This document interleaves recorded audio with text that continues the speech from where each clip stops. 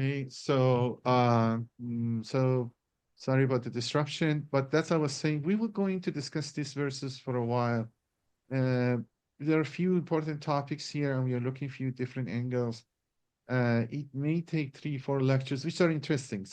That's the time to discuss it. There are different features. So till we go to other verses related to Hazrat Maryam.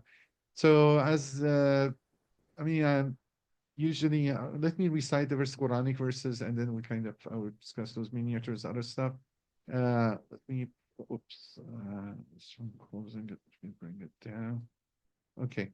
أعوذ بالله من الشيطان الرجيم بسم الله الرحمن الرحيم وضرب الله مثلا للذين آمنوا امرأة فرعون إذ قالت رب ابني عندك بيتا في الجنة ونجني من فرعون وعمله ونجني من القوم الظالمين ومريم ابنة عمران التي أحسنت فرجها فنفخنا فيه من روحنا وصدقت بكلمات ربها وكتبه وكانت من القانتين.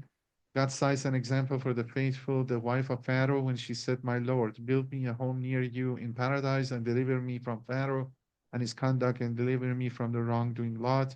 And Mary, daughter of Imran, who guarded the chastity of her womb. So we breathed into it of our spirit. She confirmed the word of her Lord. She confirmed the words of her Lord and his books, and she was one of the obedient.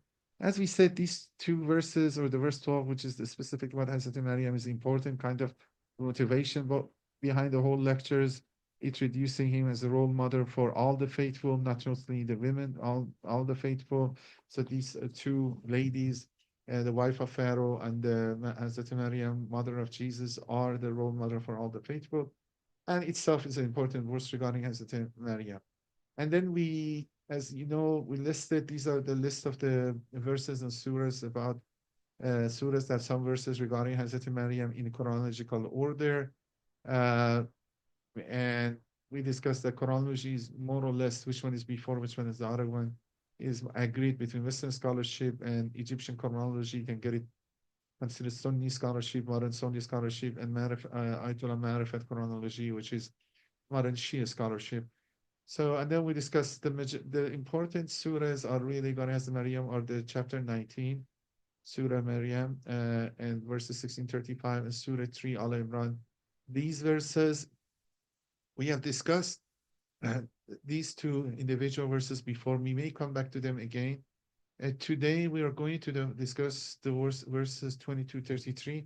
And actually, we are going to discuss 33 to 42. I didn't list it here. That's not explicitly related to Hazrat Maryam, but it's more into Hazrat Masih, but Jesus, Isa. But because of some controversy, we'll discuss that too, from 33 to 40 in one of the other lectures after finishing this. So as kind of this is the as I said, this is a pattern of the discussion of the verses which we intend to go through. And today we'll be here. Steve will be here, and but this will take a few lectures, I think.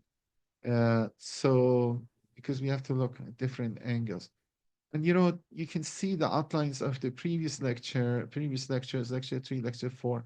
That last lecture, we went back and looked at the issue of Annunciation. Maybe the last 2 lectures, actually, I have to say. Uh, the, this issue of Annunciation in more detail. Annunciation is the technical terminology the Christian church used, the Catholic church used that for the visit of angel to the Mary, and kind of telling her, or giving the good news or the news to her that she will have a son. Now, today we are going to focus the issue of the birth of Hazrat Isa, the son of Hazrat Maryam, and the things surrounding it. Well, I will show you the word nativity is again another technical word. If you go to the churches or other places, you see they use these terminology. But then you see we have discussions related to nativity in these verses of Quran is a little bit more. And we can say that just the giving birth to Hazrat Masih is about maybe his childhood too. We can go like that. And then we have it in the Gospel of Luke and Gospel of Matthew and Proto-Gospel of James, which will be important for some of the discussions we will have. Um, and just regarding the word nativity, because we are also getting in those who live in North America, getting to the seasons of the holidays, Christmas. And so I thought it's not bad to have this word also explained. And nativity refers specifically to the birth of Jesus Christ in this technical word. The word comes from the Latin nativitas, mean birth. When people talk about nativity, they are typically referring to these events together, which kind of what will we also cover. That's the actual events of Jesus' birth. But although many of these in the other lectures we may put question mark or give a little bit different variation of it.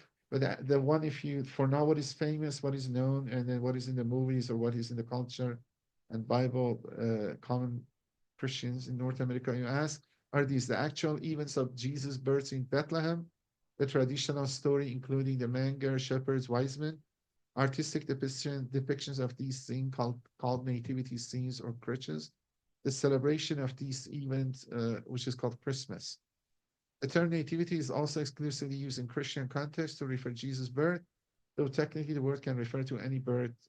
But when we hear phrases like nativity play, nativity scene, nativity story, they're always referring to the birth of Jesus.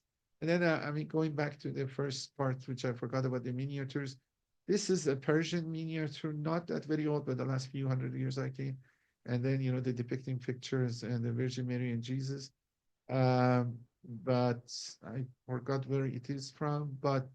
And then this is interesting. One of our friends get the picture. This is Dearborn, Michigan, which is many Shia community live. It's not.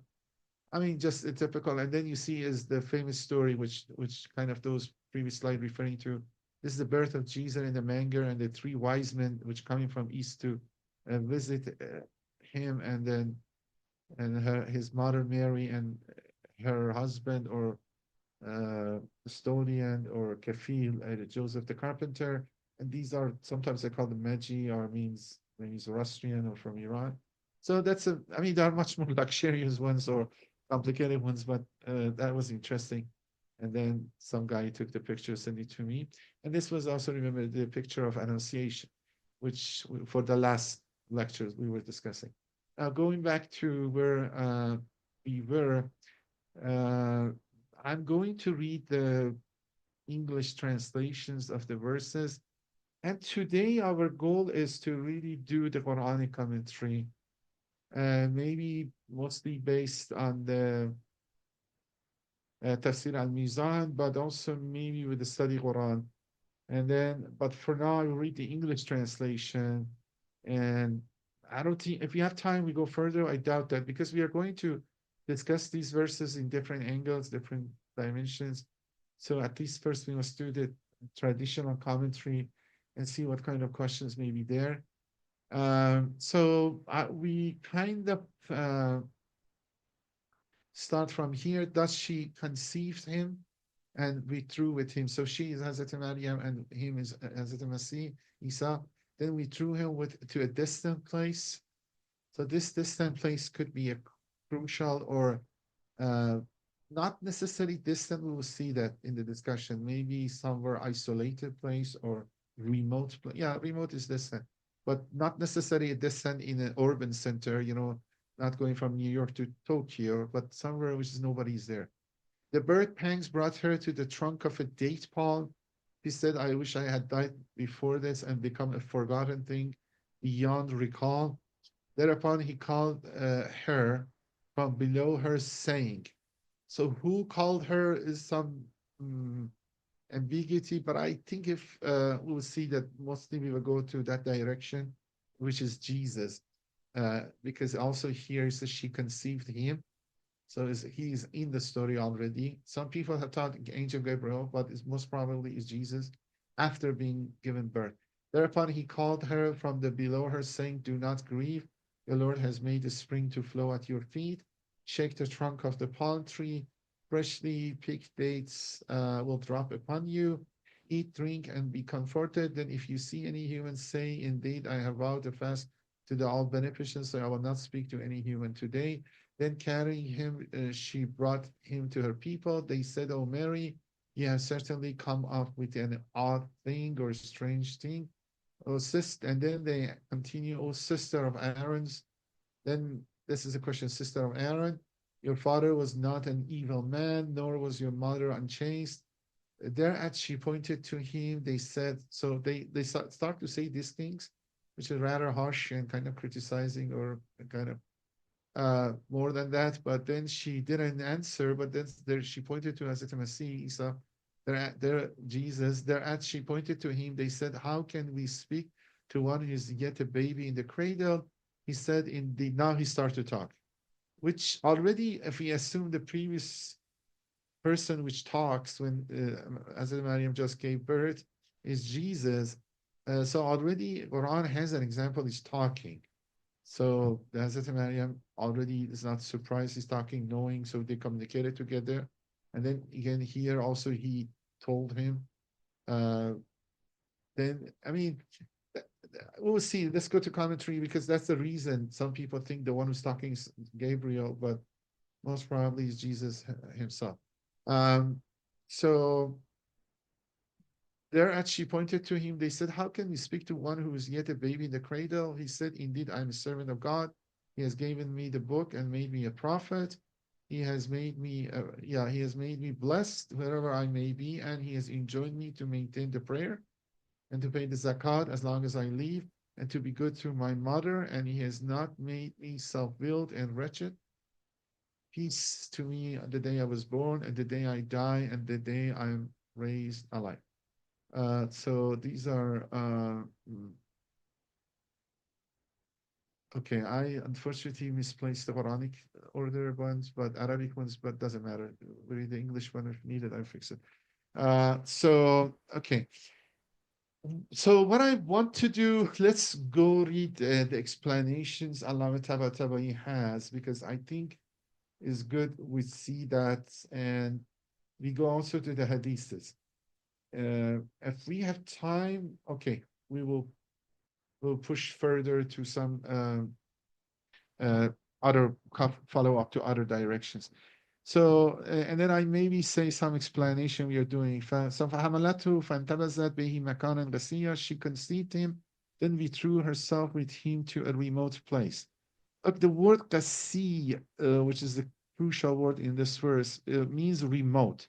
That is, she conceived the child when off on her own, and we threw herself with him to a place far away from her family. Okay, already there are a few questions here. Where is this Messian is? Some people, again, based on this Sharqiyan, which, oh, okay, I didn't put the verse, unfortunately. But if you go to the earlier verse, which we discussed it last time, I have it lower in the slides, but I'm not going to go. Some people, if you look a few verses before, it's when he goes away and gets a hijab from his family in Mekani and Sharqiyan, they again keep that the same, take that the same, which is not right. Sharqiyan is a temple and doesn't make sense. But Siyan is interesting because this is the place she gave birth and is a remote, secluded, somewhere, somewhere outside, not in the urban, not many people around it or anybody around it.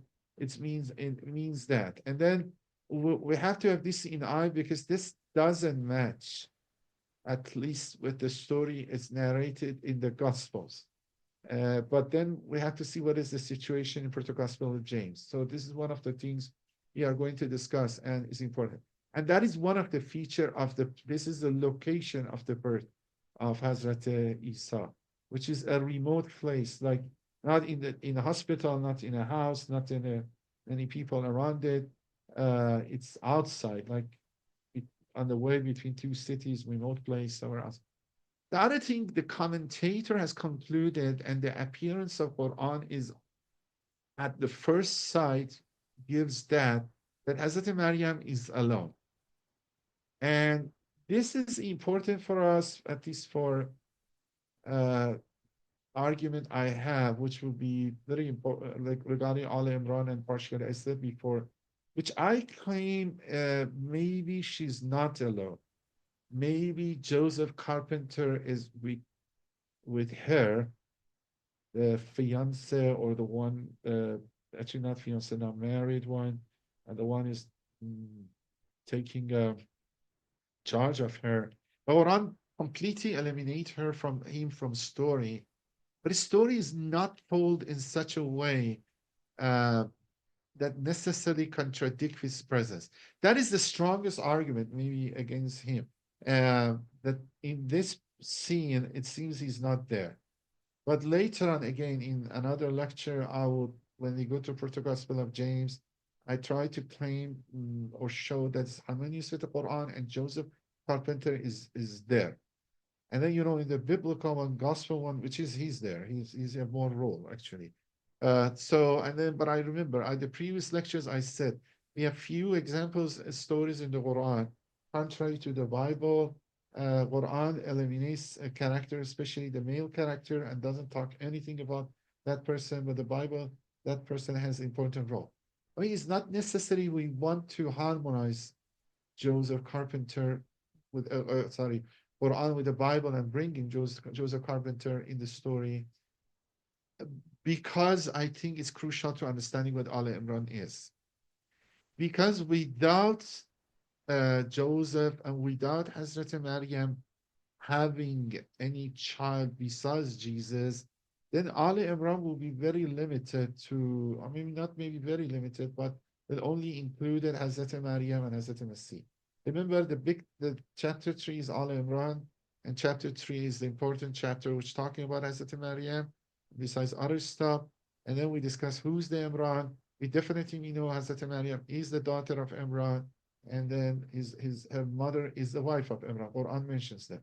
And also Quran in the verse, I think 32 Surah Al-Imran, mentions Imran as along those family of Noah, family of Adam, family of Ibrahim, important the families which were blessed. Okay. Many commentators by mistake a similarity of the name Amram, the name the father of Moses, they thought Imran is that. But Quran never mentions Amram, and the hadiths also doesn't mention Amram. And then we have Imran, and they're not necessarily the same. And then there are many interesting clues about Imran, which I'm going to discuss it when I want to really forcefully argue what the Al-Imran is. But as I've said it before, I believe Hazrat Maryam will have other children from Joseph the Carpenter, or possibly after his death, from his brother. And those children are called in Bible brother of Jesus. And I believe those brothers have children, and we do kind of know, and they are the first followers of Jesus. They represent the true Christianity and the whole family together. Mary, 4 sons, 2 daughters, and their children, they concede Al-Imran. And there is one other remote argument. If we accept Amram is Imran, which it wasn't easy. So in this case, we have two Imrans. One is the father of Aaron and father of Moses, and Maryam, water father of Mary. Uh, then there is also another possibility, which is the arguments we see, maybe they could be descendant of each other. That is Mary and Jesus and possibly Imran are descended of that other Imran. Like we have two Ali as a Sayyid, which is Hussein, his name descended from Imam Hussein, the other one. But okay, if that's the case, the two families become one. But I'm really, for now, I think for Quran doesn't this necessarily come, and then equality in Imran is as commentator early stage mention it, but it's not that clear. And then so I'm saying one line of argument why we want to argue that Joseph Carpenter is there, because it's an important clue for solving who the family of Imran, who are the family of Imran. And as I said, there is nothing explicit in Quran contradict that, but there are some indirect evidence, I think, supporting its existence. I mentioned one last lecture, 2 lecture ago, I have to collect them all together. But the point I emphasize here, so my understanding is, but Hazrat Maryam is not alone. But there is no clue here in the Quran. And then so okay, anybody reads it first, maybe think she's alone. But I'm saying it could be some person there, but doesn't change the story, just the story doesn't mention. And then because we see in the Bible and the Proto-Gospel of James, which is closer to narration of Quran, the carpenter is there. I think overall his presence is more beneficial. And then not, I mean, assuming he is there, he's there. But anyway, again, because that's, anyway, uh, so this is the point, whether it's on her own or not, also will be the thing we're going to discuss other lectures. And then, okay, and the throes of childbirth compelled her, to take herself to the trunk of palm tree. She said, "Oh, would that I had died before this and had been a thing quite forgotten." There are discussed some of them. Some of these are literally combination are interesting. I'm not sure how much time we have to go through it. Like fajaha is from the root ja'at, coming, or so on. But the point which I'm now mostly focused is this. One thing is that they say, so he got the birth pangs, and then so she come to a palm tree, which we'll see again. This is important. But they say Quran doesn't say come to the tree itself, to the trunk of the palm tree. Uh, and some commentator understood that means uh, that tree was not, I mean, kind of was not, what's the word? Is dried. It was dried. It was devoid of any verdure. So that's reference to the trunk palm tree as opposed to simply a palm tree gives the impression that it was dried out and devoid of its verdure. The other thing they say, if we accept the Christmas story, that is a little bit not clear, which is in winter, December 25th, which many people dispute that. Then is a cold time, and then usually there is no date on this palm. There is no fruit or anything on this palm tree. So, so the fact that later we will see the palm tree gives a fruit is miraculous at two levels, which is off season and also on a dried tree. Okay, so that's, but still, this miracle is important to all the, when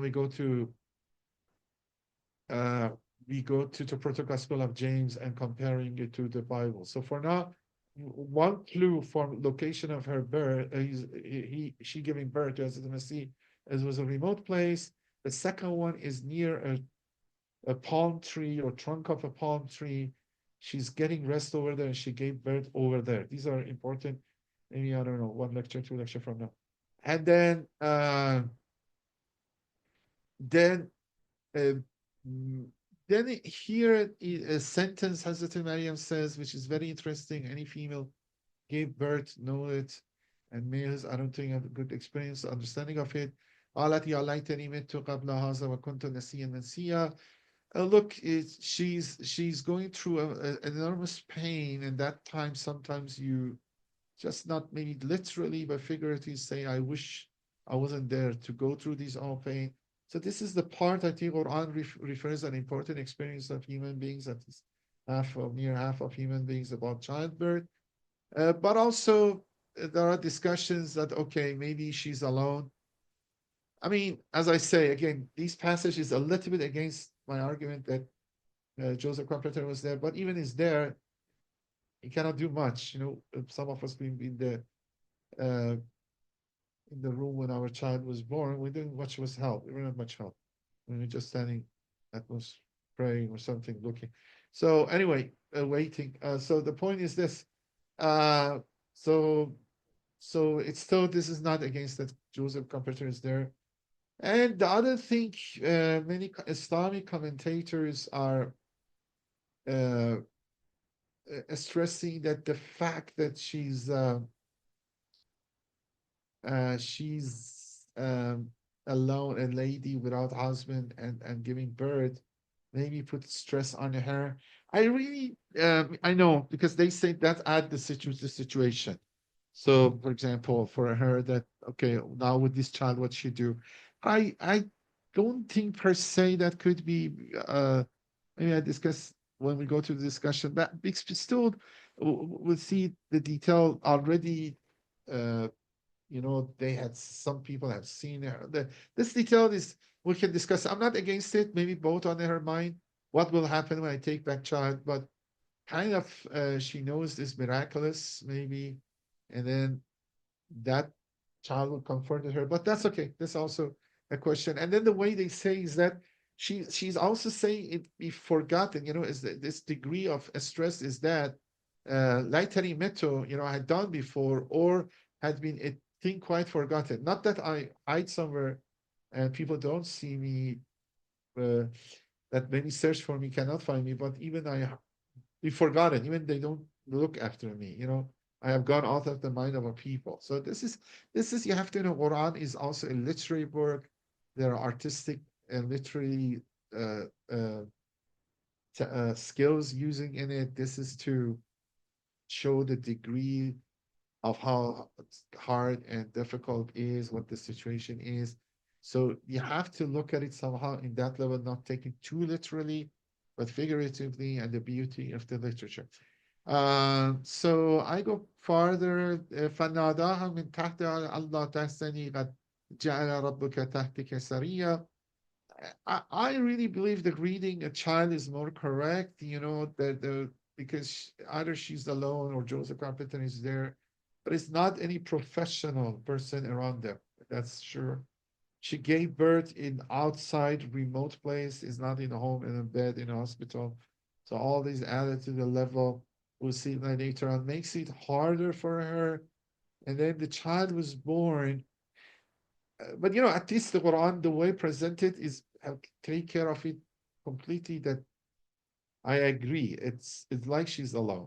Every aspect the story is set such a way that she's alone. So there is no Joseph Carpenter here. I mean, that also a possibility, but we'll see that when we go to Proto-Gospel of James and see how similarity and similarity it is not. And then we said it, Quran has good intertextuality with Proto-Gospel of James, the issue of Mary, Zachariah, Yahya, Herbert, and all those stuff, and we see that. فَنَادَاهَا مِن تَحْتِهَا, so from beneath her, when the child was born, suddenly she's really, give birth and then weak and then thinking what I should do now. Then something start to talk to her, and then that's the child, which is said, okay, grieve not, first comforting her, and then because she's getting weakened, maybe need fresh water or something, tells her, look, your Lord has made the stream to flow beneath you. Uh, uh, as I said, people have argued for the angel. Allamah is not supporting it. I don't either, but let me read an arguments saying, because this is very common too. There are some are, I mean, okay, some angles you can think it is the case, but I think because the child is going to talk and we know it is going to talk, so I think the mother will know the child has this ability earlier. It is apparent from the context the subject of the verb in then the called out refers to Jesus, not to the previously mentioned spirit, the angel. This interpretation is supported by the use of qualification from beneath her. Yeah, the spirit doesn't need to talk from, beneath her, does have any position. The qualification fits the newborn in relation to his mother at his birth better than it does the angel calling out. So that's correct. This interpretation is further supported by the pronouns in the surrounding context that refer to Jesus. As I said, initially said she went, get pregnant with him. So all somehow she and him is mentioned a couple of times. It makes more. There is a claim that the pronoun refers to the spirit being under her is explained by her being on a hillock when she gave birth, and the spring standing under the hillock. All you have to ad hoc things to answer it, and calling out to her from under it. However, there is no evidence in the wording support that interpretation. And it's also reasonable to infer that he called out to her chronologically follows. She said, that is, she can only have said these words at the moment giving birth or after. He then followed up by saying, the order of the verses also, because your maximum pain uh, when you are giving birth, when the child comes out, the pain reduces and a kind of relief comes in. If the angel was there, can start talking earlier, you don't need to wait after that. But then when the child is born and she's really now thinking, okay, past the situation, but what I have to do, then the child starts to comfort her. And then grieve not was to comfort her because of the profound grief and sadness she descended upon her. There is no calamity that is more hard and bitter for an ascetic, devout woman, especially if she was a virgin, than be accused of dishonor. This line, many people pick it up, but I'm really thinking it's the foremost is the birth giving. It's not that the condition she is. I mean, because the condition, if you look to the miracles, some other context, I feel is, I mean, okay, because I'm more inclined also to include Joseph Carpenter and that other stuff is not that level, but I know this is most common in this Islamic traditional commentary, especially if she's from a household known both presently and the past for virtue and purity, and especially she has no way to defend herself against the accusation and the opponent has evidence against her. That is why he linked to her not to talk to anyone, and he took it upon himself to defend her. That would be controversial proof. Now, I agree. All of these against is the assumption of Joseph the Carpenter, because we see even the next one is more against it. But I'm saying just have in mind that later on I have to see whether I can give better arguments that maybe he's present here. It's possible he existed, but he wasn't present here. That's a possibility. Okay.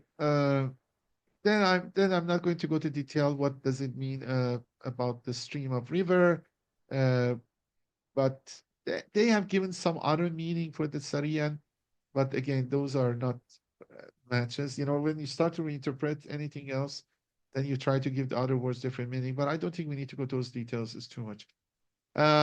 Okay, Vahuzia, and then this child which start to talk miraculously to continues until Hazrat Maryam, and then Huzia alayke with just a nachlatin, and shake toward you the trunk of the palm tree.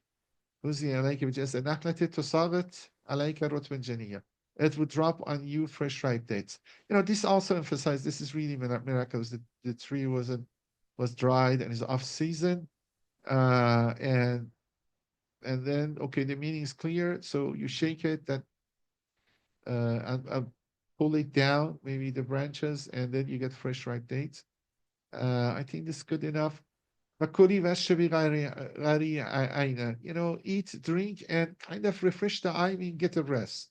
That kind of energy. This is the Arabic phrase. The expression غَرَالَ الْعَيْنِ غَرِيَ عَيْنًا, which literally means the settling of the eye, is allusion to delight. So this is an Arabic phrase they have. So it kind of refreshes and make you happy and rest. Now, but effectively, it's also maybe telling her not to worry. I mean, I know most people thinking that she's worried really about this situation. Okay, I give birth, now what I do? If we go to traditional view that she's alone, now she give birth, she had a child, now the hard part starts to tell people, okay, where this has come from. But, you know, all of these assumes all these 9 months, nobody saw her. This doesn't work. I mean, she has to be somewhere. She couldn't leave all 9 months alone by herself. So I'm thinking the whole issue that she's pregnant wasn't a big deal.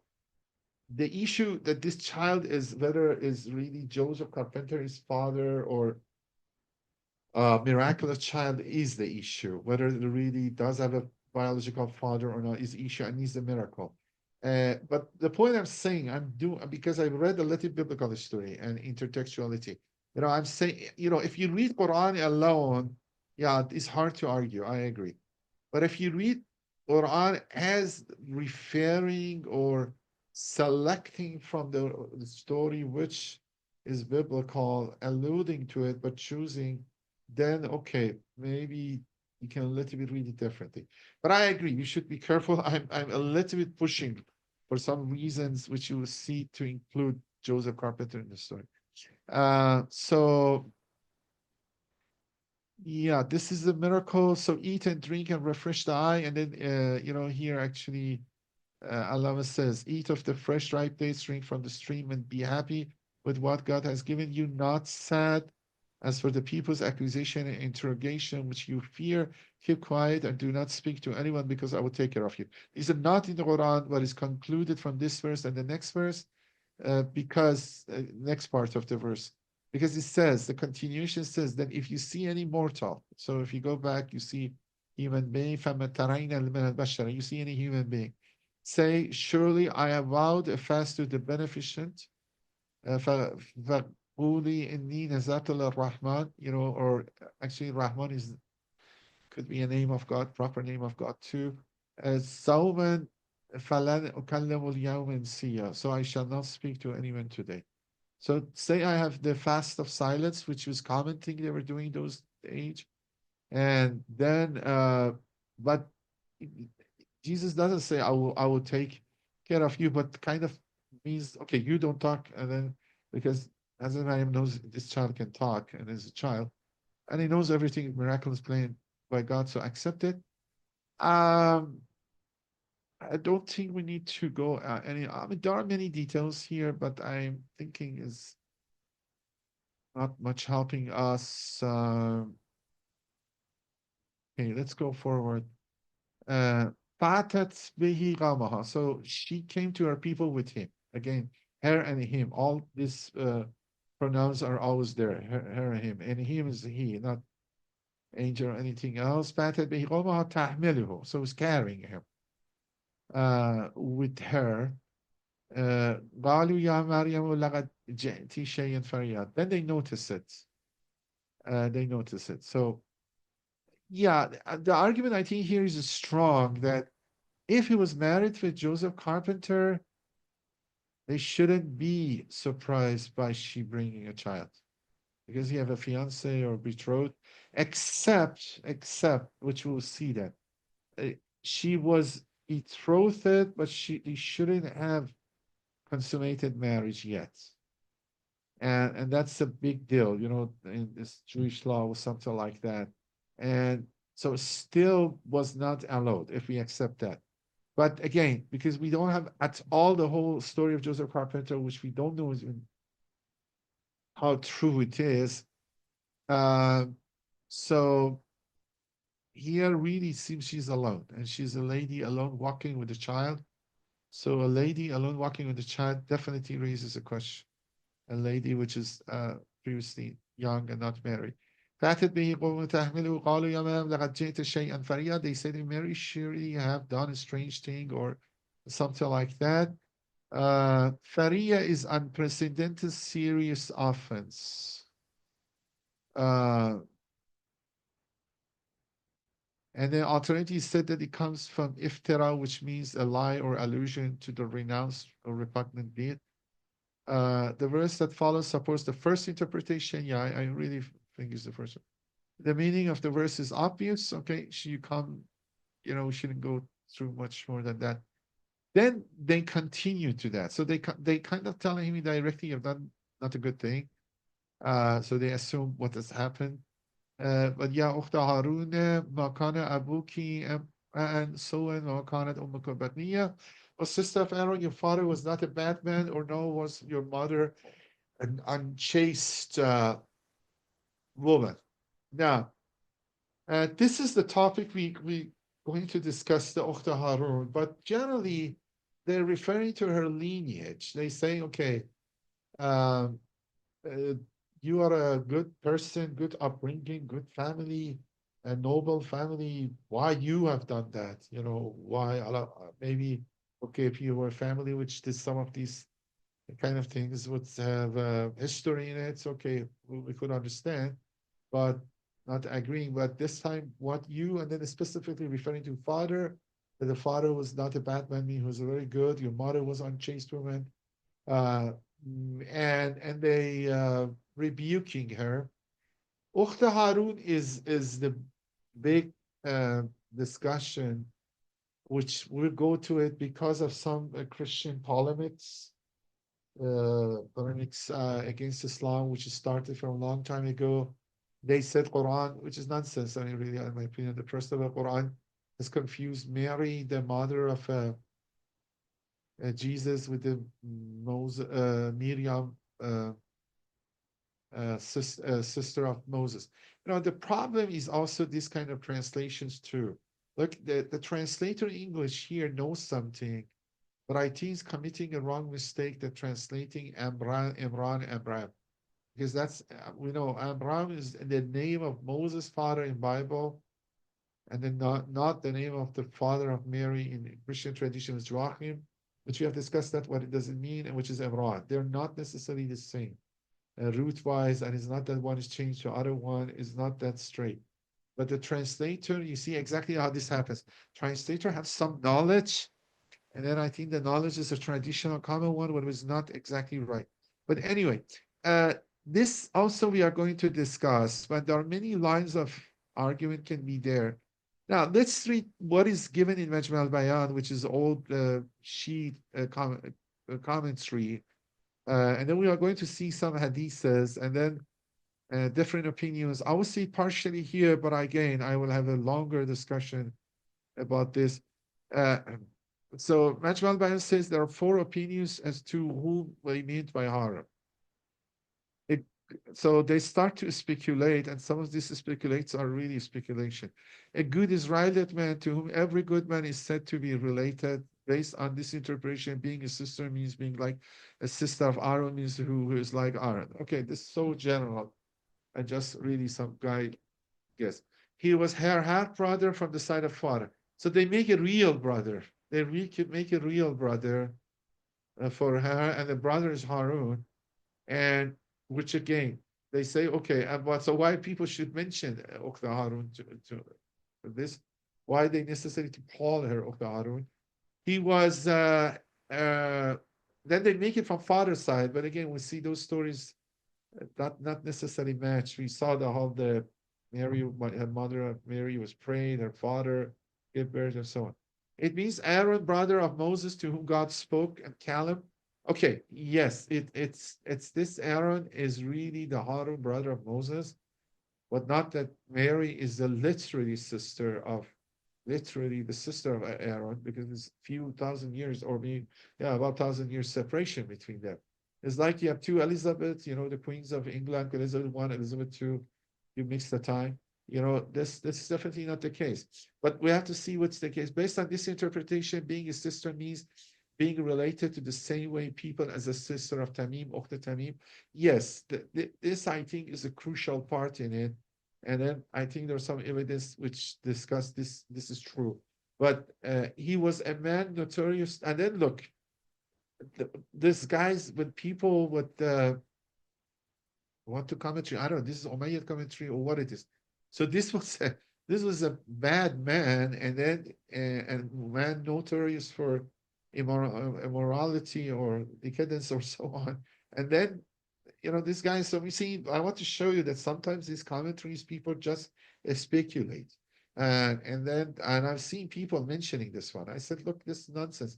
Look, because the whole trend of the commentary is you don't say, oh, you son of the drunkard or the daughter of drunkard, why you have done that. Okay, you anticipate the guy which is drunkard or the brother drunkard. This is a good family, and then they say, why you, which have a good Sayyid lineage, you're a decent family, you're doing that. There is one in commentary. Footnote. Let me read it and then give you briefly what the ideas could be. A more familiar example to the readers will be Abul Fazl family. Abul Fazl is a brother of Imam Hussein, who was martyred in Karbala. Relationship to some of the enemies. The enemies refer to him and his brothers and Bani Ukhtana, son of our sister. The sons of our sister. Remember Shem. So what is this example wants to discuss is this, not this 4th one, is really the 3rd one. It must be the correct one, and then we have to see it more detail why it is true. But the point is this: the story of Abul Fazl is that the Shem Ibn Joshan in around the nights of Karbala, and they want to separate people from Imam Hussein, and because the mother of Abul Fazl Abbas was from the tribe, they come to talk to Abul Fazl and say, okay, if you want, we can protect you, and you come with us, we will protect you. So, but they start to refer to her Bani Ukhtina. There were a few brothers, all from sons of Imam Ali, half brothers of Imam Hussein, alayhi salam, but they refer to Bani Ukhtina. You're sons of our sister. Uh, but here, okay, it's a little bit different. They did not literally mean some of their sister, but rather of sons of female member of the tribe or clan. Yeah, but the point which was the Christians didn't attention was, and then they didn't accept it because they didn't know or didn't pay attention. Mary maybe is the lineage of Aaron, and then uh, that's also we have to see a little bit, and which is there. If you look more carefully, it is there. Uh, and then, but okay, it is not, that we know, for example, we have Arabs kunyas or nicknames. For example, sometimes they say he's son of time. If some guy is very always on time in his meetings, arrangements, so exactly on time, they call it Waqt, the son of time. And then we also have cases that the father has a name, he's nickname or kunya will be, for example, if it's Yaqub, they say about Yusuf, although even doesn't have a son called Yusuf. Or your name is Ali, you're usually called Abul Hassan because you're is traditionally you, that's the name was Ali with Hassan and so on, or Hazrat Muhammad, although people usually don't use the kunya Abul Qasim or so on. The point is this. This could be the case. This question is just a name that all Marys were called sister of Aaron without any lineage thing. That could be an answer. Uh, but we don't know about that. And maybe not. It seems this is more here. So it's not just a name. First I'm saying it could be I'm Ali, and then I call Abul Hassan automatically without having a son, Hassan or not. And here, if the similar rule would be if you are Mary, and then whether you're called a sister of Aaron because Maryam, which has the same name, was sister of Aaron. No, I think this is more here, and it's to the spirit of the line 3 and a little bit 4, uh, which she had a lineage from Aaron. And that's in that sense, but they don't call her daughter of Aaron. That means maybe because she wasn't directly, we will see that descendant of Aaron, but they call them sister of Aaron because they were becoming closely enough to the tribe of Aaron, the brother of Moses, due to the marriage. Now, why this is important? Because this, like Sadat in Shia Islam are important, or Muslims important, descendant of Prophet Muhammad through Hazrat Fatima. The lineage of Aaron were very important because they do the priestly duties. We saw it in Zachariah, and then we saw it in Elizabeth. They were from descendant of Aaron.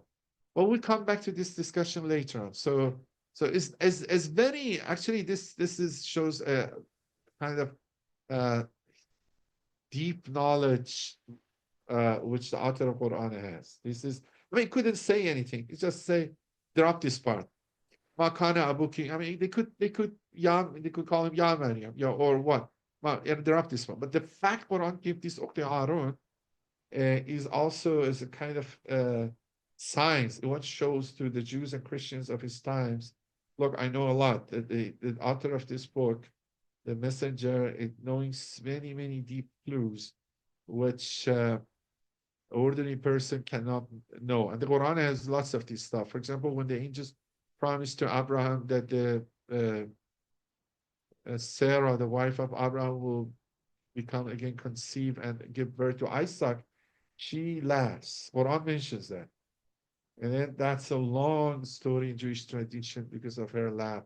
And actually, Isaac is kind of means God laughs or something like that. So these all shows, these are kind of, uh, I don't know, skills of Quran to show to those people, look, the author of this book is God, which is a very deep knowledge and so on. Okay, this topic we come back when we're going to discuss the lineage of Mary. And then we argue that, okay, marriage is really descendant of Aaron. Enough marriage in the lineage is to be descendant of Aaron to be considered, accepted to be considered as sister of Aaron. Other Christianity, because they want to, the rulers of the Jews, the Messiah should be lineage David, they're all most emphasize is David lineage. So actually, we'll see Mary has the unique situation, both is Davidic lineage and Aaronic lineage. Like somebody saw that somehow both from Imam Hassan and Imam Hussein. Okay, so فأشارت إليه قالوا كيف نكلم من كان في المهد صبيا. This is clear that she pointed, so she pointed to him when they started to tell her this kind of things which are need some response. And she pointed to him and they said how we can speak with the one who was a child in the cradle, or he's a child من كان في المهد صبيا.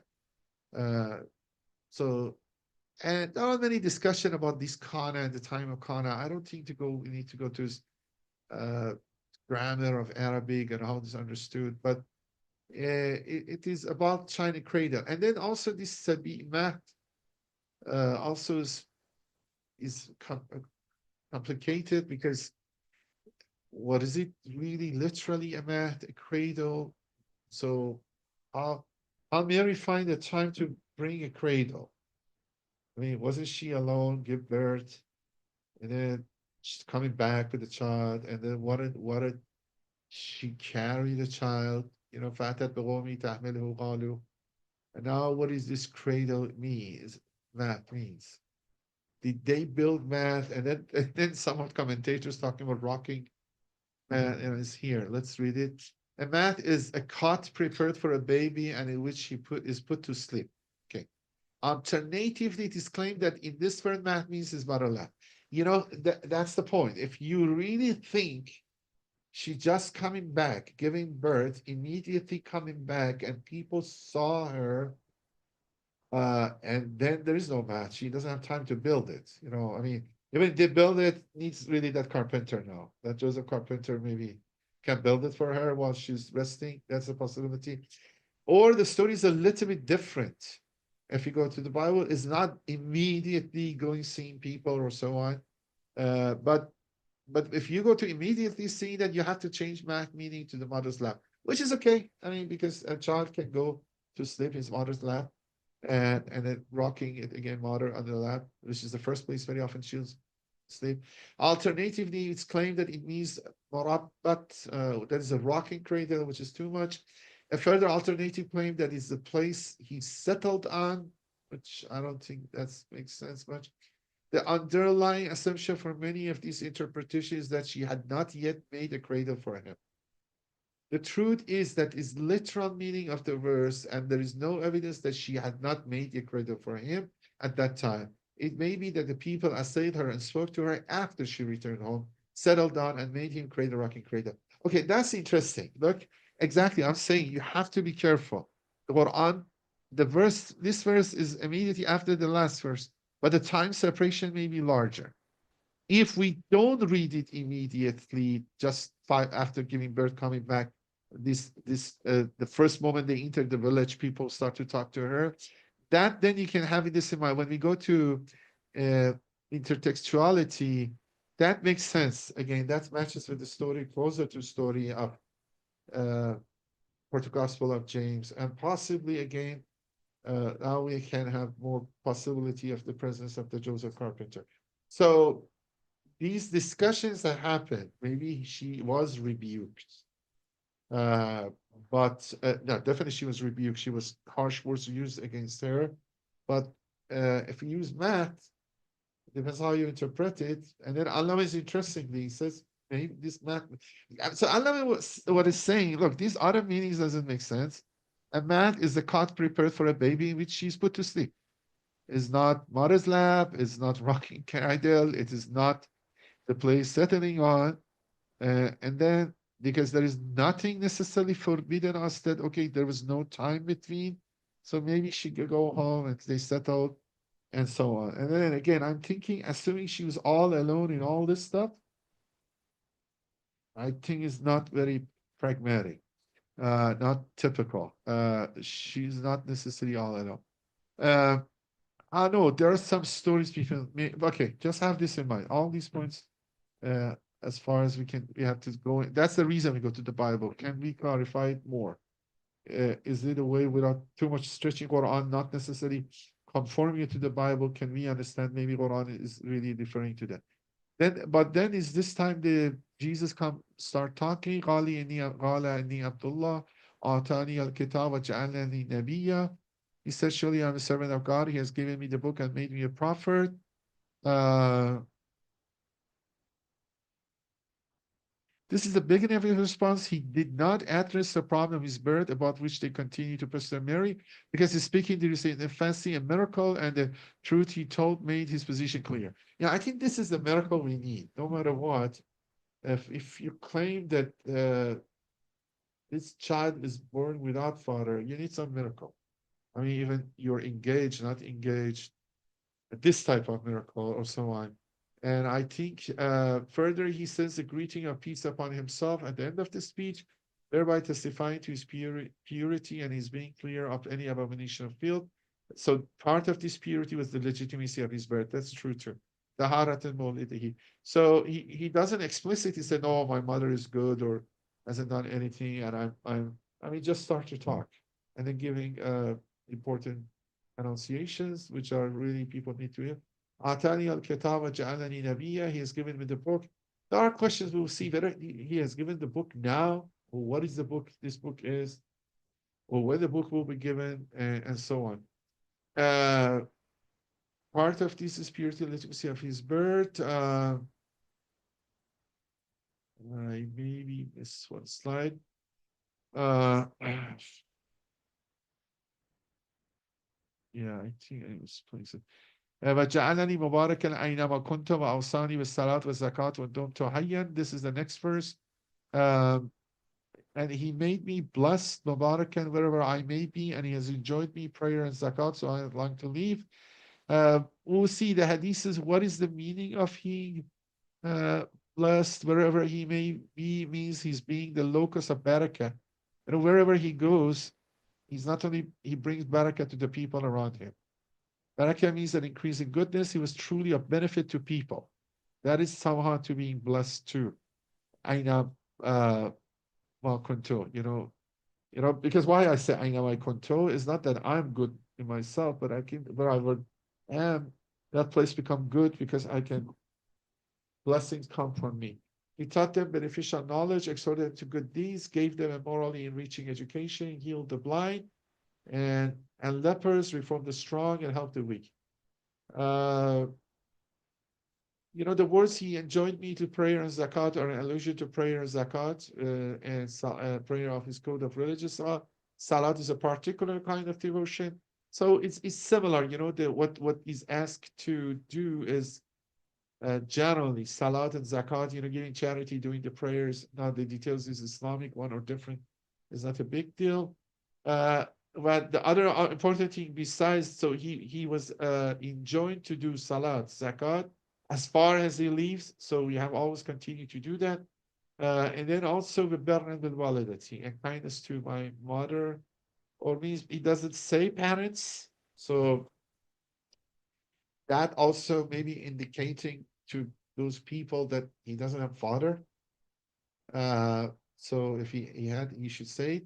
And he has not made me insolent and blessed. So Jabbar is arrogant or rebellious or also wicked or so on. Jabbar is someone who makes people put up with whatever he wants, but is unwilling to put up with anything from them. It is the narrated authority of the Atta, which is, I think, Ibn Abbas student, that Jabbar means someone who does not give sincere advice, and Shafi someone who does not think sincere advice. Okay, this is another special meaning. And the story of, let me finish these verses and say also parallelism later on. And then the last sentence, which is very important, and peace on me on the day I was born, and the day I would die, and the day I raised myself. And this is a greeting of peace on himself at the three universal stages, which we discussed it in the context of Hazrat Yahya, which receive him his being and his existence, and explained before we discussed Hazrat Yahya. Okay, before going to the narrations, there are interesting parallelisms on with the story of Zachariah, which again, one of them is this, for example, verse which Yahya recites for himself, receiving nabuwwah or knowledge or book at a young age. People have find parallelisms, for example, even uh, many aspects of it, from the beginning, we saw uh, how they prayer or, sometimes between Zachariah and Mary relationship, sometimes between Jesus and Yahya. This is good, interesting study or to look at it again. I'm not going through that, but the commentaries I have mentioning them. So maybe you can find it, but I think let's go forward, depending on how much time you have, because I would also see some hadiths too. Look, there are more hadiths in Tafsir, Burhan, or so on. Alama usually select them from Shi'i commentary like Tafsir Burhan and Sunni commentary Tafsir Durr al-Mansur. Uh, I choose them, so I didn't go to the Farsi ones. Once we did Farsi lecture, I looked at more hadiths. But hadiths, especially those we looked at detail of story, are not that much helpful. Some of them I think is right. Yeah, but when we look to the other stuff, okay, I listed them here. Let's go to those hadiths too. So the ones I'm listing is the one Allah has listed. So, and then let's briefly read them because today I want to we do this traditional commentary before I go into the Bible or other angles. Majmal Bayan says that the words, "Oh, would that I had died before this," which Hazrat Maryam says when we're just giving birth. She only wished for death as narrated on the authority of Imam Sadeh because she could not find among her people a rightly guided one endowed with depth of perception to exalt her person from accusation. Um, I not necessarily, I mean, this could be the case if it's true hadith. Honestly, I think we should, I mean, that's what I'm saying, the modern we use that feminine experience of giving birth is important one. So that dimension, maybe these male commentators were not paying attention. And I'm not sure many of these hadiths are really called hadiths, but some speculative thinking of some person. Uh, because even the one I said they called Harun is a bad guy was also coached in hadith terms. But this one, the expression of qirar al-ain, which we cite, which literally means the settling eye, is allusion to delight. We saw that. Agralullah alayka means may God make you happy. I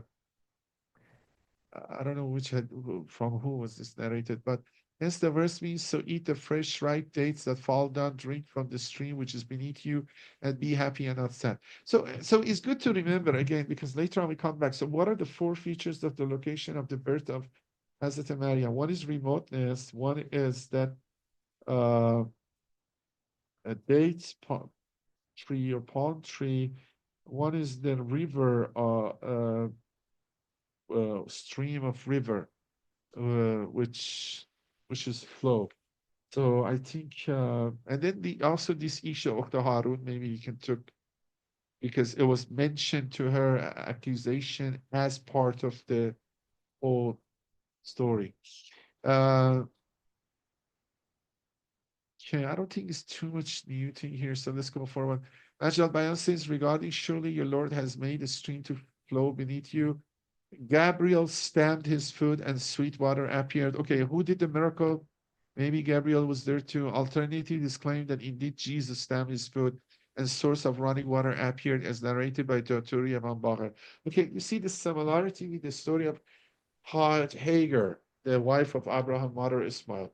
So, and it could be that many of the stories of the story of the Quran or human beings have some resemblances. We said that the similarity of story of Mary and Zachariah and the Jesus and Yahya is there.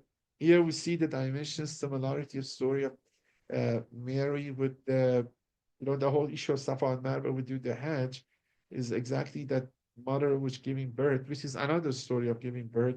And that one, I mean, this is another strong argument. Maybe there is no Joseph, but the point is that Hajar had gave birth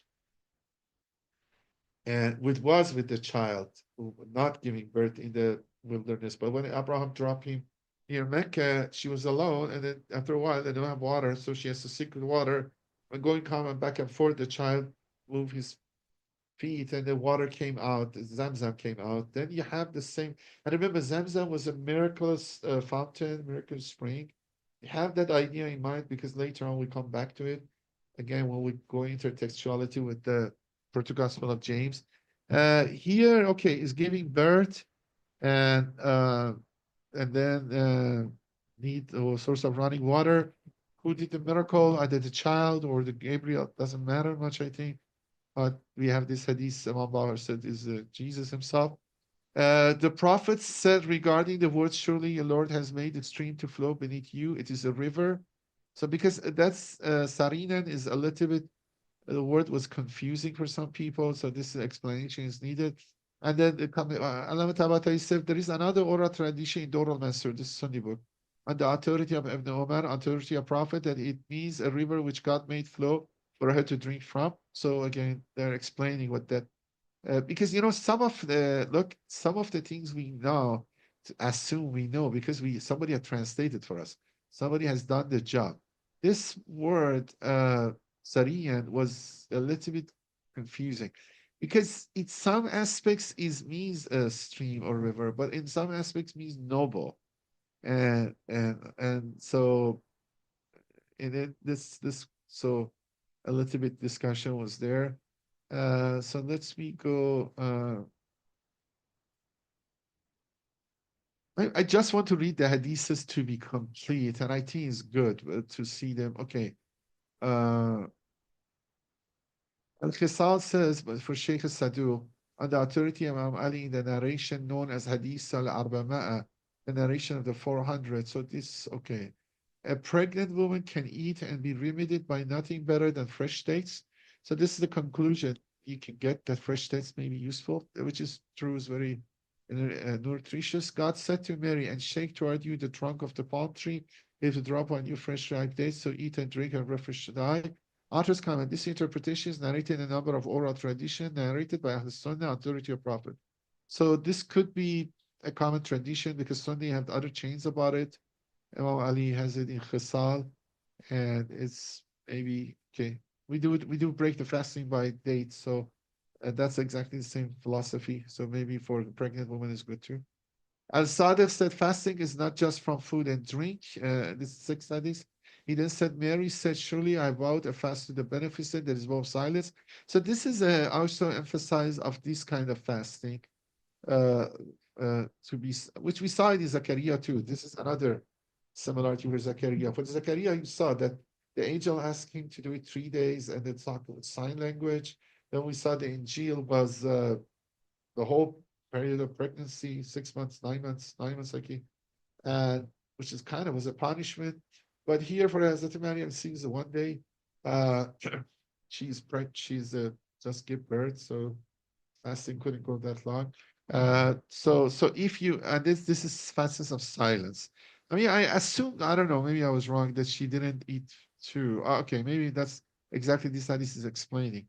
So the fasting for Hazrat Maryam didn't include not drinking and food, but just being silent, maybe. So, but this kind of fasting also exists, which you rarely practice, but maybe good. So if you engage in fasting, I know Arafat did, those are hard and really important part of their training. So if you engage in fasting, guard your tongues, avert your gazes, and do not dispute with each other and each other. So that Imam tells you how we have to do this, actually. So engage in fasting, guard your tongues, avert your gazes, do not dispute with each other in each other. So even here, maybe guard your tongues, it doesn't necessarily mean don't speak at all, which may be a higher level of it, but it's a fasting, which is part of regular fasting, which act like this. And Mughayr ibn Shawbah, which is a kind of very colorful character. We have to be careful. The Prophet sent him to Najran. Okay, this is the news of it. The Prophet sent him to Najran, and people said, have you not read, O sister of Aaron, even though they are separated by this much time and the many generations? So the Christian, if this is true, honestly, is interesting that people in Najran already in the time of Prophet have heard about this verse, and already they're disputing it. It could be true, I'm not sure. Because Mughayr Shobe is converted in the year 5th or 6th of Hijrah. He get many positions in the time of Muawiyah. He's the one initiated Bay'ah for Yazid. He was the governor of Kufa after Muawiyah the peace agreement Imam Hassan. Yeah. So it seems that accusation the Quran is mixing uh, Mary, sister of Aaron and Moses, Maryam, sister of Aaron and Moses, Mary, mother of Hazrat Masih, maybe was mentioned from that time. So he mentioned, and then still you hear it by in the streets. You go discuss these evangelicals. So this is one of the oldest accusations against Islam or Prophet. So he mentioned this question to the Prophet. So he replied, "Did you not tell them that they were named after the prophets? The pious one among them." So essentially, the answer is that look, there could be two Alis, two Johns, two. Don't we have many people called Peter? So there are zillions of Peter are called Peter after Peter.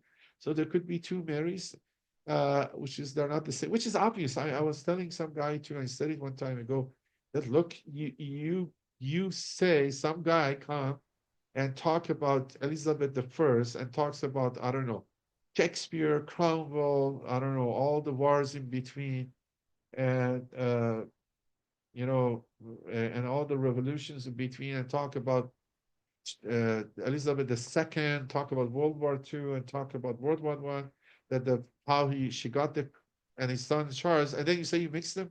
I mean, all the stories between few hundred years is between them. So how you can say because she has mixed them? Although okay, because that Amram and Aaron also people that mistranslation has confused.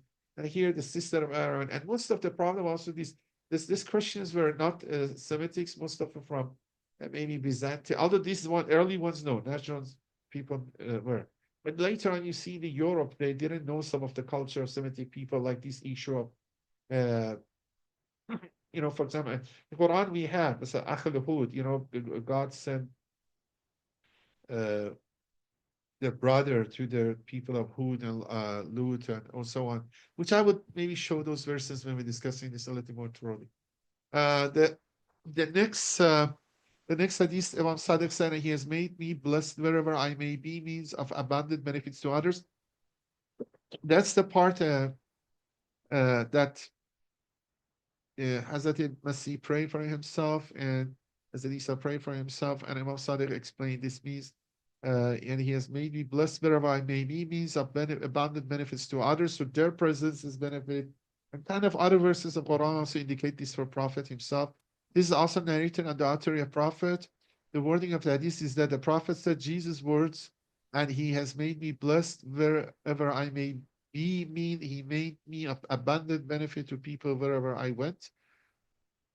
The Prophet said, and he has made me blessed wherever, again, another hadith repeat this. The Prophet said, and he made me blessed wherever I may be, means a teacher and mentor, who teaches good behavior. Okay, so this is a little bit different function or different aspects of being blessed, that you're a teacher and mentor or prophet or inviting people the good path.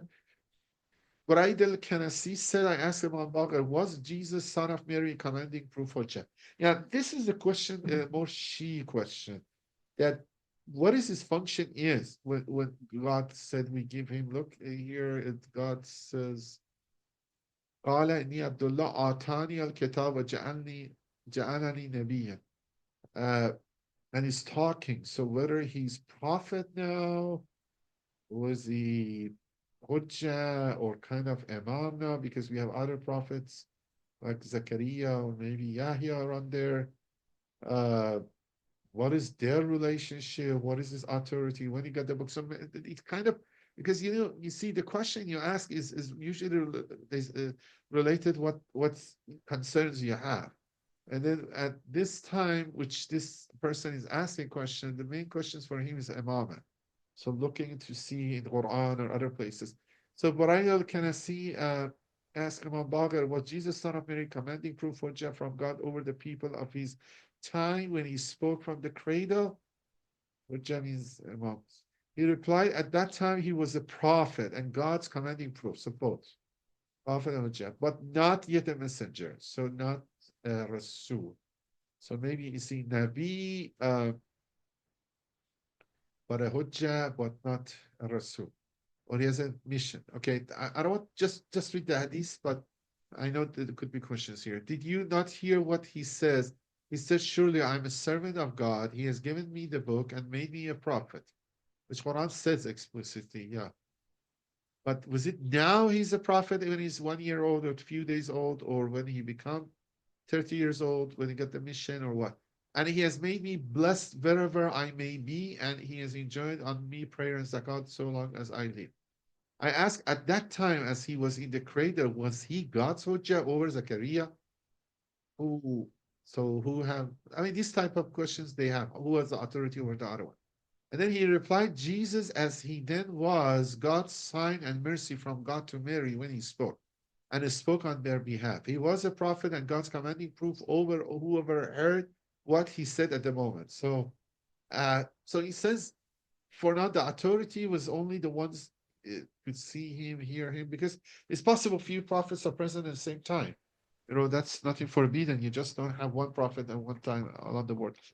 And then he then kept silent and did not speak again until he was 2 years old. Okay, that's interesting, because this is the many issues Sunni commentaries. And then some of those Sunni commentaries, which because we don't talk about Hazrat Masih, we don't go too much on it. But some Sunni commentaries under influence of Apocrypha have different views, or maybe Shia commentaries, of what is the situation Jesus is. So did the miracle he gave a talk, and then he stopped talking and continuing after that?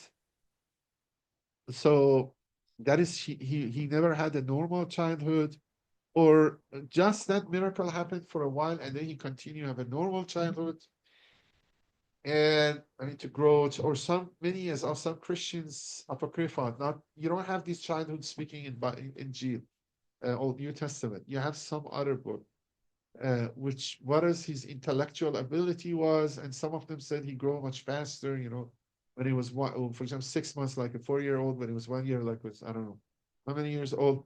Here Imam kind of give another way, which is interesting, which I think more sense, that he just spoke for that occasion, and then continue after that was like a child. He then kept silent and did not speak again until he was 2 years old. So uh, again, this is a complicated thing. I mean, I'm not sure whether we should discuss, but this kind of questions come to the mind. And Zachariah was then God's commanding proof. So he says that those 2 years, which Jesus was there and not speaking, Zachariah was the hujjah. Mighty and sublime is he, but the 2 years after Jesus fell silent. Then Zachariah passed away. So his son John inherited the book and wisdom while yet a young boy, because Quran also mentioned it, and which we discussed it. And also, this is matches that some of the things we said that Zachariah must have already passed earlier. And then we will see some of the story of Zachariah in the Proto Gospel of James that shows that he dies or martyred when Jesus is young. I mean, you see 2 years old. Do you not hear his words? Mighty and sublime is he. John, take the book of strength, and we granted him wisdom while yet a child. So regarding John, the Yahya, it seems we are dealing similar to the Imams, which mention it. For example, 9th and 10th Imam, which they become Imam when they're very young. Hazrat Yahya become the prophet or Hujjah when he was very young. So imagine he's 7 years old now, a little bit older than Jesus.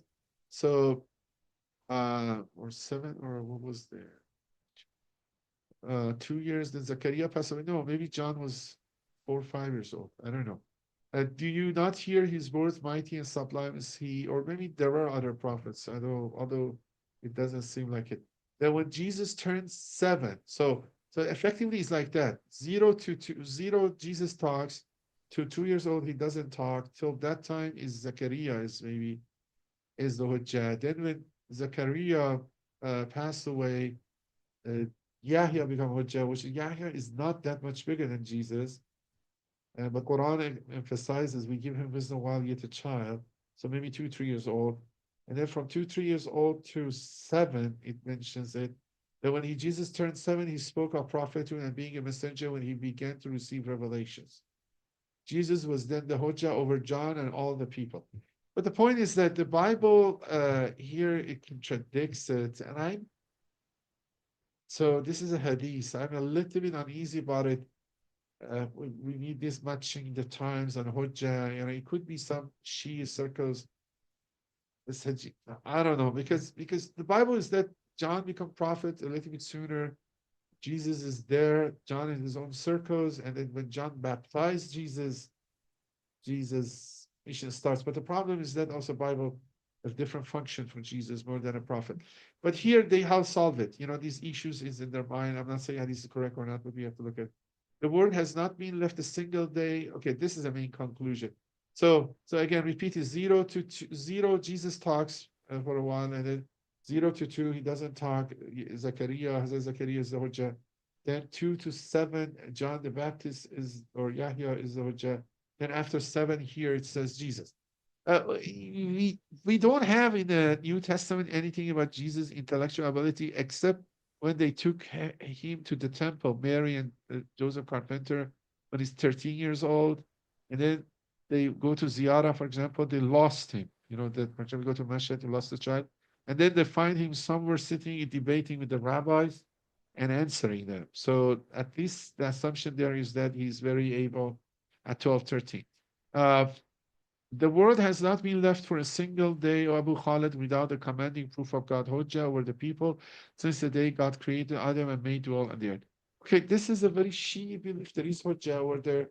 But the fact that Hujjah must be only circulating between those which are there and know each other, Zachariah, Yahya, and Jesus, I'm not certain. So it could be Hujjah, other prophets, other people, other places in the world. Okay, I'm getting a little long, but I'll finish it. As Safwan ibn Yahya said, I said to Imam Raza, we used to ask you before you were granted Abu Jafar, and you would reply, God will grant me a son. God did grant you one, and our eyes were delighted. May God never let us see the day you die. But if it does come, to whom will the divine successorship go? He then pointed to Abu Jafar, who was standing before him. I said, my eye made you sacrifice. This is a boy of 3. He replied, that won't do any harm. Yeah, this is important hadith because in Shia tradition, this example that Hazrat Yahya and Hazrat Masih reached prophethood or wisdom or book at a very young age is stress, and that's the example we have for the Imams 9 and 10. And the point here also is a little bit in the hadith you don't notice it very clearly, but Imam Raza didn't have any child for a while. This is one of the stories. And then only Imam Raza had only one son. Even I'm not sure he had a daughter because the one, his father, Imam Musa Kazan, has many sons and daughters, like as the Masume or Shah Cheragh in Shiraz or other ones. But Imam Raza, I think, only had one son.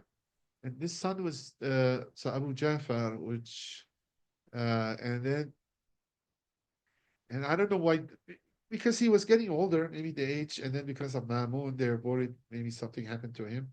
And then, it happened.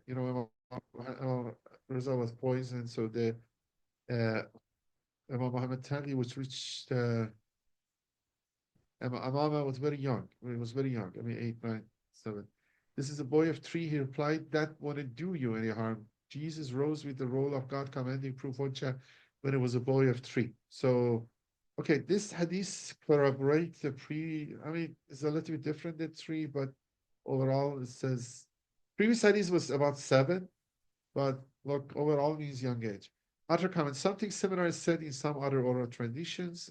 Allamah says, well, Tibni Wahab said, I asked Imam Sadiq, what is the best thing by which the servants can get closer to the Lord and which is most beloved to him, mighty and sublime is he, which is beloved to him, mighty and sublime is he. And he replied, I know nothing after knowledge, marifah, better than this prayer.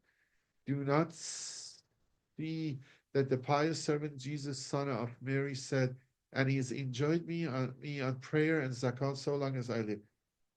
So maybe we're all prayer. It's prayer. Okay. After knowledge is prayer and zakat. And Uyun al-Akhbar says via exchange of narration back to a hadith by Imam Sadiq. Another example is recalcitrance toward parents because God mighty and sublime is he says in direct speech attributed to Jesus in the Quran that someone who is recalcitrant toward his parents is a haughty rigid. So yeah, if we are not behaving properly to our parents, not listening to them, getting angry, upset, disputing, arguing, are not a good example. Being good to parents is enjoyed after worshiping God, and here, okay, after worshiping God and also paying charity and salat, and dutiful to my mother, and he has not made me insolent and blessed. So dutiful to mother or parents. Other comment, Al-Ṭabarisī says, it is apparent from the oral tradition that he has treated and he has not made me insolent and blessed as a praise introduced by a conjunction of explanatory and dutiful to my mother. So kind of explain that these are, the Imam combined these two parts of the verse to get this conclusion. Okay. So I'm sorry, I can't stop here, or what is the time situation is we have? Well, time-wise, we have till 9, and Yes. then I don't see anyone has put any questions. So, I mean, I would imagine maybe you can continue for another 20 minutes. Yeah, what I would do is this, because I can go to a new topic, but I have a slides which study Quran. Maybe briefly look if any points over there if I have to mention or not mention about these verses. I would say that, and then I put the whole topic next lecture because Yeah, that's not, okay. I mean, if yeah, you yeah. see that we need to end it, that's okay. Just wanted So, to, yeah, so just me check this one. Did I sure. open it? Oh, I haven't opened. Okay, let me open it and then I'll share it with you guys. Mm, yeah, it will be short. I don't go more than like I think because I want just to see I haven't missed anything. Yeah, this is today. So okay, let me share this. Um, let's go. Uh, as I said, look, I just review it. That so she conceived him and we drew him to a place far off. This makan and Ghasiya, far off or remote, or secluded. As I said, some identify the place far off to which she withdraws, like the eastern place in verse 16 and east area of the temple, which I not necessarily agree. The two verses are different. This is, I think, from Tabari. However, others describe it more convincingly as a distant place where she and her family were not known. Okay, she here talks about, okay, a distant place which people are not knowing them. These people think maybe something like Nazareth, but I really feel we will see the remote is really remote. Some of wilderness, some outside, which nobody's there. It's not that nobody knows me. Because I go to New York or LA, maybe nobody knows me too. She goes far off in order to avoid. Now, this is much understanding people have, but I not necessarily agree. She goes far off in order to avoid embarrassing Zachariah as well, out of fear of her child and perhaps herself. This is Fakhr Razi said. These are all understanding. She's with Zachariah, Zachariah takafuling him, which I has argued is not right. We have a second takaful. Zachariah should do temple, so that doesn't work. So let me go forward. And then you see, I don't want to go all of these, but yeah, you see, okay, yeah, let me read this because here, yeah, actually, he's good with it. Fakhr Razi, that R for Razi, as I said, many of them, they think the first two takafuls, which we discussed in Surah Al-Imran, I think verse 42 and 44, or no, 37 and 44 are Zachariah. But as I said, she got in the temple is Zachariah. When she's going out of the temple is Joseph Carpenter. But this is emphasized mostly embarrassing having a child out of wedlock, anticipating that her people among whom she had reputation for great piety and asceticism would not understand. But look, this issue of Joseph Carpenter was mentioned in some Islamic Sunni traditions by Wahb ibn Munabbih. This name is good to hear because he's one of the early commentators and one of the guys used the Jewish Christian sources, but the second guy is Muqatil ibn Sulaiman. These two are second century guys. They're influenced Sunni tradition. They mix good or bad, and some of it, I mean, maybe Israeli brought by them, some of it speculative. But here it says, Muhammad ibn Munabbih, who's familiar with the Jewish and Christian scriptures, reports that Mary's pregnancy was known to one of her relatives named Joseph. So now it's relative. It doesn't explicit her husband or fiance, who also served in the temple and helped her during pregnancy. So So I'll say what I'm saying is not completely unprecedented, but the fact is that these guys are Ibn Kathir, Tabari, and Razi saying it because of the Munabbih, and Ibn Munabbih because reading the Jewish Christian scriptures. And then there is other story which we'll see. There are some features which here is mentioned. Let me go forward.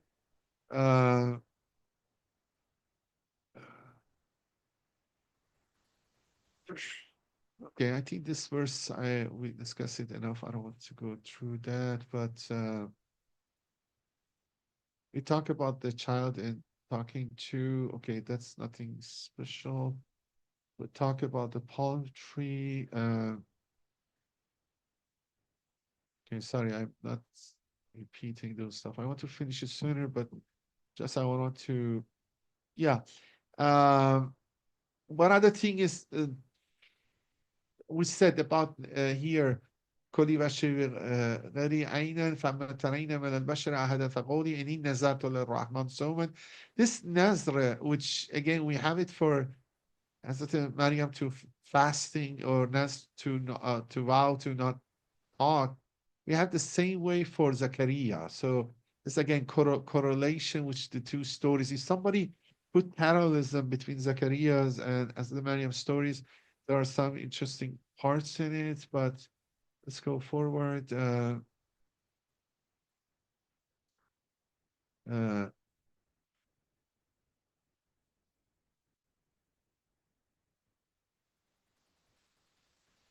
Yeah, again, this issue, although I went through that, that Mary's address as sister of Aaron is not, according to commentators, meant to indicate she was a biological sister of Prophet Aaron, brother of Moses.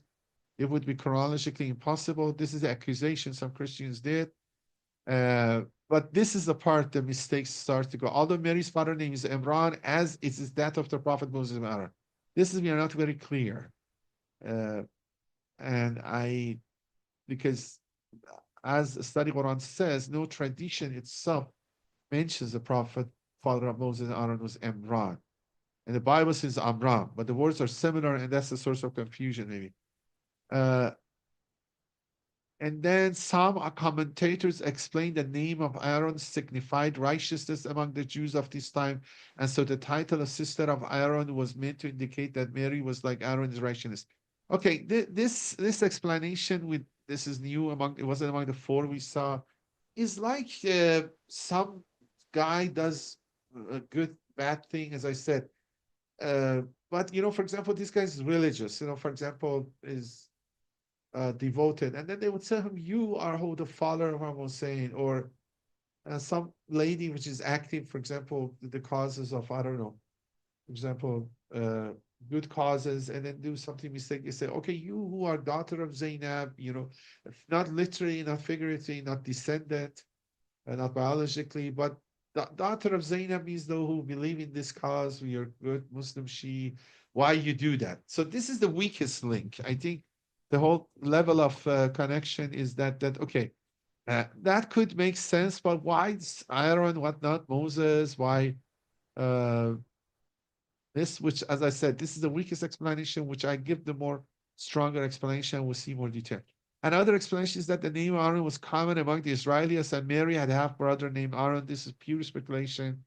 And then, as I said, some of them made him the bad guy, which is not to the point. The most widely held view among the commentators that Mary was a descendant of the prophet Aaron, and the title sister of Aaron means in reference to her noble lineage. Yeah, that's must be most probably the case. And you see, again, many commentators have know that already. So that means the Tajisha commentators have worked on it, but we see it more detail. The other thing is this. Yeah, according this issue of talking, as I said, according that Jesus when give miraculously talk as an infant, few days child, what happens after that? According to some commentators, Jesus' suddenly ability to speak like Zachariah, sudden inability to do so in verse 10 was a temporary matter. Yeah, this is important, whether we consider temporary. And that after delivering the statements recounted in verse 30 to 33, Surah Maryam, Jesus returned to ordinary state of infant as yet incapable of speech. Okay, So it matches in some aspect with the hadiths we had, but again, those hadiths themselves are not 100%. The miraculous and temporary gift of speech was bestowed upon him in order to absolve his mother of any blame or suspicion. But this one, again, I think they refer to Study Qur'an, refer to Shia commentary. Al-Ṭabarisī notes, however, that some claim that Jesus' intellect was perfected and he was a prophet from this time onward, in which case his miraculous ability to speak as infant continued beyond this encounter with his mother family. Some apocryphal Christian books, which are very rare, I really doubt Ṭabarisī has saw them, has this kind of expression. But this kind of was against the direction hadiths we were looking to, but okay, it is there. So this one maybe I should have highlighted, anyway. Yeah. It is significant the first word spoken when Jesus was assertion of servanthood in relation to God. Emphasis is also placed on Jesus' servanthood in other places. So okay.